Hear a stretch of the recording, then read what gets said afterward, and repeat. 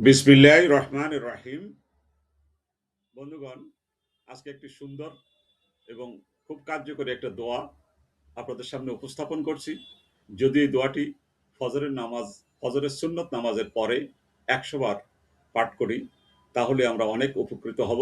দোয়াটি হলো সুবহানাল্লাহি ওয়া বিহামদিহি সুবহানাল্লাহি আযীম এবং এর সাথে আস্তাগফিরুল্লাহ।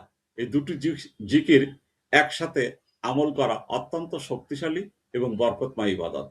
ভোরের সময় যখন পৃথিবী ধীরে ধীরে জেগে ওঠে, তখন একজন মুমিন যদি নামাজের শেষে বসে আল্লাহর জিকিরে মশগুল হয়, এটা তার ইমানের গভীরতা প্রমাণ।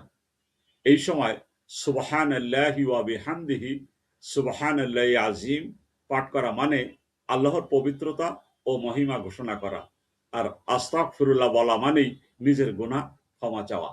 প্রিয় নবী মুহাম্মদ সাল্লাল্লাহু আলাইহি ওয়াসাল্লাম আমাদের শিখিয়েছেন, এই দুই ধরনের জিকিরের মধ্যে রয়েছে এমন ফজিলত যা একজন বান্দার জীবন বদলে দিতে পারে।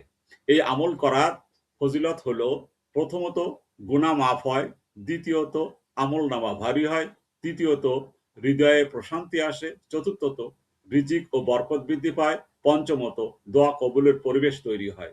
সবচেয়ে সুন্দর বিষয় হলো, এটি কোনো কঠিন আমল নয়। নামাজের পরে বসে আপনি ধীরে ধীরে মনোযোগ দিয়ে পড়তে পারেন ১০০ বার অথবা আপনার সামর্থ্য অনুযায়ী। একটি সুন্দর রুটিন হতে পারে ফজরের সুন্নত ও ফজরের নামাজের পরে ১০০ বার সুবহানাল্লাহি ওয়া বিহামদিহি সুবহানাল্লাহি আযীম, ওই ১০০ বার আস্তাগফিরুল্লাহ।